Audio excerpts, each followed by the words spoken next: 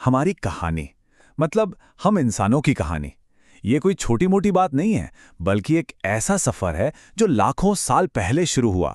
ये कहानी हमें बताती है कि हम कौन हैं, कहां से आए हैं और शायद कहां जा सकते हैं। सोचिए जरा, 70 लाख साल। ये नंबर इतना बड़ा है कि दिमाग में फिट होना ही मुश्किल है। अगर इंसानी इतिहास एक पूरी किताब होती ना, तो वो सारी बातें जो हम जानते हैं, जैसे कि राजा महाराजा, लड़ाइयाँ, वो सब तो बस आखिरी के कुछ पन्नों में सिमट जाती। हमारी कहानी तो बहुत बहुत पहले शुरू होती है, अफ्रीका के जंगलों में, हमारे उन पूर्वजों से जो बंदरों जैसे दिखते थे। तो चलिए कहानी शुरू करते हैं बिल्कुल शुरुआत से।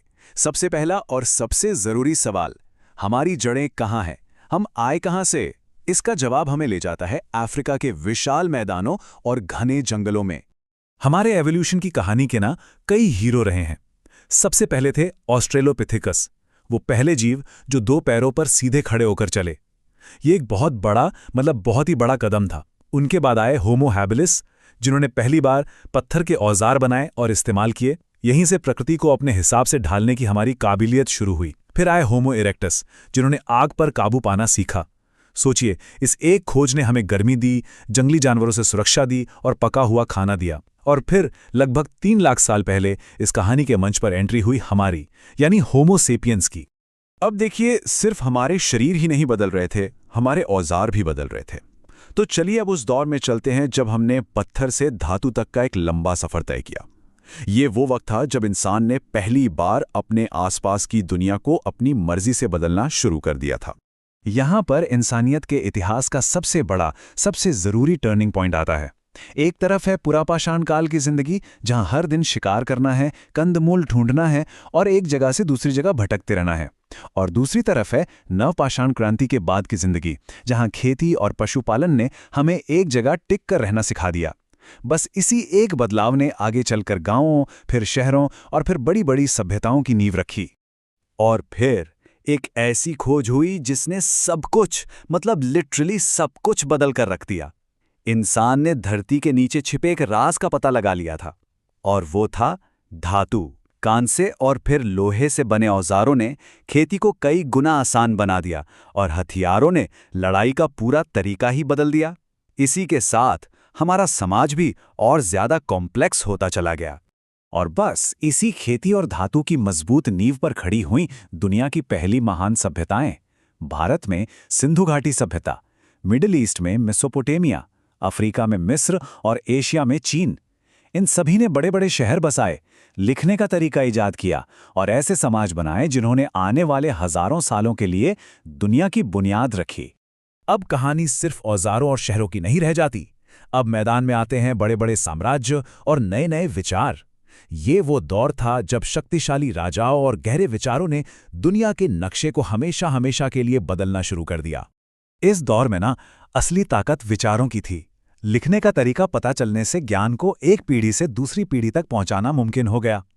इसी दौरान बौद्ध, जैन, हिंदू और ईसाई जैसे बड़े बड़े धर्मों ने करोड़ों लोगों को जीने का एक नया मकसद दिया।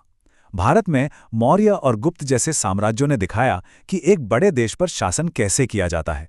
आगे चलकर इस्लाम का उदय हुआ और मुगल साम्राज्य ने कला और आर्किटेक्चर को उन ऊंचाइयों पर पहुंचाया जिसके सबूत हमारे शानदार किले और स्मारक आज भी देते हैं। और फिर वो दौर आया जब दुनिया ने ऐसी रफ्तार पकड़ी कि सब कुछ बदल गया। यह आधुनिक काल की शुरुआत थी, एक ऐसा समय जब बदलाव इतनी तेजी से हुए कि पूरी दुनिया में उथल-पुथल मच गई। ये था क्रांति का युग। सबसे पहले आई औद्योगिक क्रांति। भाप की ताकत, कोयले का धुआं, इसने मशीनों को चलाया और चीजों के बनने की रफ्तार को हजारों गुना बढ़ा दिया। लोग काम की तलाश में गांव से शहरों की तरफ दौड़े और देखते ही देखते विज्ञान और इंडस्ट्री ने हमारे समाज का चेहरा मोहरा ही बदल दिया। लेकिन 20वीं सदी अपने साथ सिर्फ तरक्की ही नहीं लाई, बल्कि इतिहास का सबसे भयानक विनाश भी लेकर आई।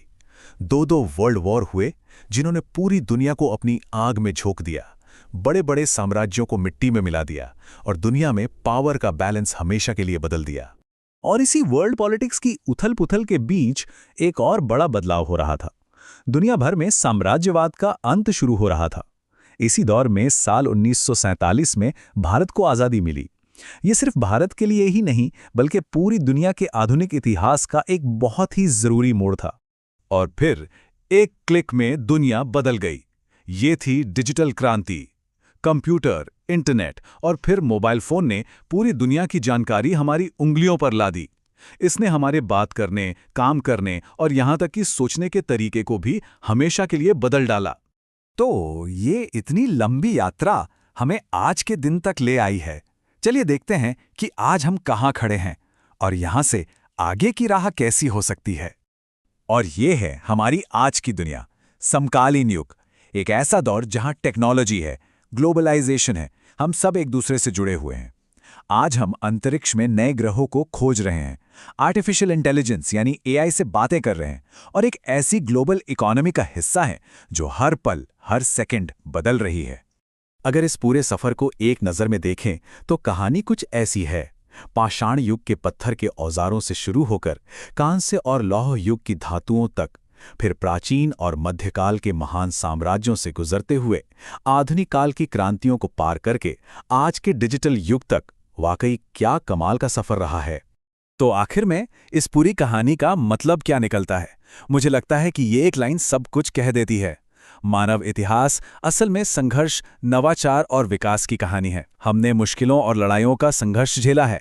हमने आग से लेकर एआई तक का नवाचार किया है और हमने एक साधारण सी प्रजाति से इस ग्रह की सबसे ताकतवर शक्ति बनने तक का विकास किया है।